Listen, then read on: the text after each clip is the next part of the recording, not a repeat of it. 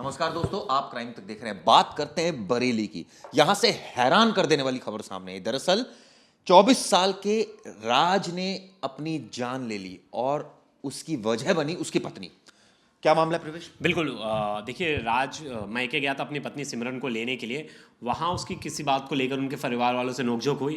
तो राज के भाई का आरोप है कि सिमरन और उसके भाइयों ने मिलकर इन्हें बहुत मारा, इनके पिता की भी बेइज्जती की और इनके खिलाफ एफआईआर दर्ज करवा दी।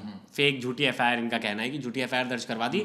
सिमरन ने प्रोवोक करने के लिए यहाँ तक कि रात को ये भी लिखा कि अब तू देख, स्टेटस लगाया, फोटो लगा के। देखिए वो स्टेटस फोटो अभी बाजू में चल रही होगी कि तू देखना 10:30 बजे तक तू बेटा गया, देखना तू जेल में जाएगा। ऐसे उसके फोटो डाल के लगा दी, जिससे वो बहुत ज़्यादा वो हो गया, निराश हो गया और उसके पिता की भी बेइज्जती हुई, उसके पिता के साथ मारपीट हुई, जिसके बाद उसके मन में इतना ज़्यादा दुख हो गया कि उसने पंखे से लटक के अपनी जान दे दी। दोस्तों, ये कोई पहला मामला नहीं है जिसमें पत्नी से परेशान होकर किसी शख्स ने अपनी जान दी। हम सबको पता है, इससे पहले हमने खबर की थी उत्तर प्रदेश की, जहां से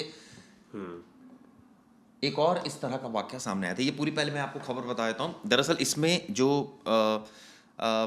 एक आरोप लगाया गया है और बाकायदा सोशल मीडिया पर लिखा गया है, तू 10:30 बजे तक जेल में जाएगा, बेस्ट ऑफ लक, अब तू जा जेल।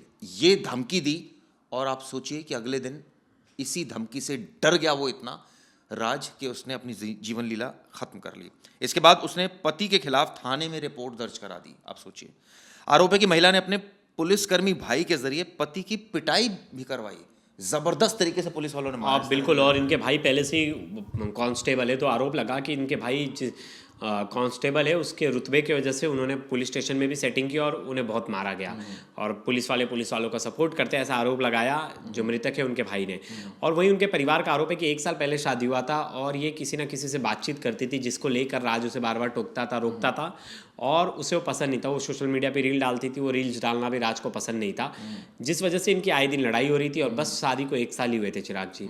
और जो राज जो है वो हम पे करते, गूगल पे, पेटीएम, दुकान पे जो पे करते उसका स्कैनर लगाता था, उसका काम करता था, उसका टारगेट होता था वो मंथ में वो टारगेट पूरा करना होता था। इस बीच उसकी पत्नी किसी न किसी से बात करती थी, ऐसा आरोप है राज के भाई का। और जिसको लेके इन दोनों की बहस होती रहती थी कि तुम किससे बात कर रही हो, क्या है, कौन है दोस्त। और ये कुछ दिन पहले ही अपने मैके चले जाती है। ये मैके जब जाता है राज उसे लेने के लिए, तो मैके वाले उसके साथ लड़ाई करते, उसे जाने से मना कर देते और बहुत बदतमीजी से पेश आते हैं और फिर रात तक इनकी पिटाई भी करते हैं। फिर एक रात वापस से सेकंड डे इनके ऊपर एफआईआर करवा दी जाती है और जेल में डाल दिया जाता है, लॉकअप में डाल दिया जाता है। लॉकअप में पता चलता है वहाँ भाई भी पुलिस वाला है। भाई मिल के पुलिस वालों के साथ इनको बहुत पीटता है। पीटने के बाद ये इतने ज़्यादा, मतलब इनका मन इतना गिलानी में चला जाता है कि यार मेरे पिता को मेरे सामने डांटा जा रहा है, उल्टा सीधा बोला जा रहा है, मेरी परिवार फंस के रह जाएगा अगर वो ये झूठा केस जो था उनका दहेज प्रताड़ना का। और जिसमें इसने सोशल मीडिया पे, सोचो लड़की इतनी धाकड़ लड़की है, सोशल मीडिया पे फोटो लिख के डाल रही है कि अब तू देखना 10:30 बजे तो जेल में पिसेगा। और फोटो एडिट करके, बाकायदा जेल वाली एडिट करके ऐसी फोटो डाल रही है। सोचिए। बरेली की इज्जत नगर के मुंशी नगर कॉलोनी का ये पूरा मामला है जिसमें पूरा वाकया हुआ। ये पता चला है कि जैसा प्रवेश ने बताया, सोशल मीडिया पर उसने पोस्ट किया लड़की ने। आप इस लड़की की धमक देखिए कि जैसा उसने कहा ठीक वैसा ही हुआ। अगले दिन पुलिस उसको उठाकर भी ले जाती है, मारपीट करती है, थाने उसको लॉकअप में बंद रखा जाता है। वो इससे इतना परेशान हो जाता है क्योंकि उसको ये लगता है कि कहीं ना कहीं उसका जीवन खराब हो जाएगा, वो जेल चला जाएगा, उसके परिवार की इज्जत धूमिल हो जाएगी और इस वजह से वो ये कदम उठा लेगा। बिल्कुल बिल्कुल। सबसे ज़्यादा ट्रॉमा यही होता है ना कि अब उसे लगता है कि दहेज प्रताड़ना के केस में पूरा परिवार जेल चला जाएगा। पुलिस ने उनकी कुछ सुनी नहीं, सीधा उठा के उन्हें लॉकअप में बंद कर दिया और पीटा इतना। हमने हाल फिलहाल में देखा चिराग जी, इतना दहेज को लेकर इतना ज़्यादा केसेस आ रहे हैं, दहेज प्रताड़ना का फेक केस का इतना यूज़ कर रही हैं। तो जेंडर न्यूट्रल लॉ की हम बात ही नहीं कर सकते। मतलब आदमी को मरने दो, उसके ऊपर कोई बात ही नहीं कर रहा है। इतने सारे केसेस आए, एक नहीं 10 केसेस आके आए, हज़ारों केसेस आ रहे कहीं ना कहीं से, निकिता के उसके। लेकिन अब तो ज़रूरत है लॉ में वो लाने की, चेंजेस लाने की। आप किसी ने भी आरोप लगा तुरंत अरेस्टिंग हो जा रही है। हमारे देश में ना इन्वेस्टिगेशन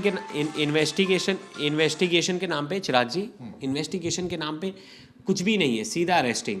और जिस तरह से पूरे परिवार को जेल में डाल दिया जाता है, इतनी, जो परिवार इतने साल से एक साथ रह रहा होगा, अब लग रहा है आज के टाइम पे भी दहेज के केसेस होते हैं। मुझे तो नहीं दिख रहा। इस केस में देखना होगा बरेली पुलिस क्या कार्रवाई करती है। क्या जो जिस शख्स ने अपनी जान दी, क्या उसके आरोपों की ईमानदारी से जांच होगी? क्या इस मामले में पुलिस कार्रवाई करेगी, प्रवेश लगता है तो कार्रवाई करेगी पुलिस? हाँ, पुलिस कार्रवाई करेगी। 7 लोगों के खिलाफ मामला दर्ज कर लिया पुलिस ने। अच्छा। हाँ, मामला दर्ज कर लिया। और यूपी में देखिए दूसरा तीसरा केस है। हमें याद है मानव का केस। हमने मानव की बहन से बात किया, कैसे उसका अफेयर था मानव की पत्नी का, और उसके बारे में जब मानव को पता चला तो मानव को ही धमकी दे दी लड़की ने कि मैं तेरे घर वालों को तेरे को फंसा दूंगी। मतलब लड़की यहाँ बिंदास किसी के साथ भी अफेयर कर रही है और घर वालों को ही धमका रही है, पति को ही धमका रही है, अगर तू मेरे से अलग हुआ देखना फिर तेरे को ही फंसा दूंगी दहेज प्रताड़ना के केस में। मतलब चोरी पे चोरी, ऊपर से सीना जोरी। इस केस में ये भी एक वजह जानने की मैं कोशिश करूंगा कि क्या ऐसी वजह रही। रील बनाती थी और बहुत सारे लड़कों से बात करती थी। ये राज के भाई का दावा है। राज के भाई का कहना है, जिसको लेकर लड़ाई होती थी, राज बार बार मना करता था कि रील मत बनाओ, किससे फ़ोन पे बात करती मुझे बताओ। वो उसका कुछ आंसर नहीं करती थी, जिसको लेकर इन दोनों की आपस में नहीं बन रही थी। और 1 साल पहले ही शादी हुई थी और दोनों को लेकर लड़ाई होती थी। इसका एक भाई पुलिस में कांस्टेबल था। उस कांस्टेबल भाई के दम पे इसने पुलिस में रातों रात एफआईआर दर्ज करवाई और सुबह इन सबको गिरफ्तार करके इन्हें पीटा गया और मारा गया। बेचारा आस पड़ोस के लोग बोलते बहुत सीधा साधा लड़का था और सीधे साधे बच्चों के साथ ऐसा हो रहा है। बहुत शर्म की बात है। और अब कोशिश यही होनी चाहिए कि इस मामले में पुलिस तो कार्रवाई करे ईमानदारी से, लेकिन इस चीज़ का कोई कॉम्पनसेशन नहीं है, कोई मुआवजा नहीं है, क्योंकि जिस चक्कर में राज ने अपनी जान ले ली, अभी तो उसका बहुत ज़्यादा फ्यूचर था। उसके परिवार का सोचिए क्या उन पर बीत रही होगी, लड़की के ऊपर तो क्या बीतेगी। अब इस मामले में कानूनी कार्रवाई उसके खिलाफ सख्त होनी चाहिए। वीडियो दोस्तों को इसलिए भी जरूर बताएगा। शुक्रिया।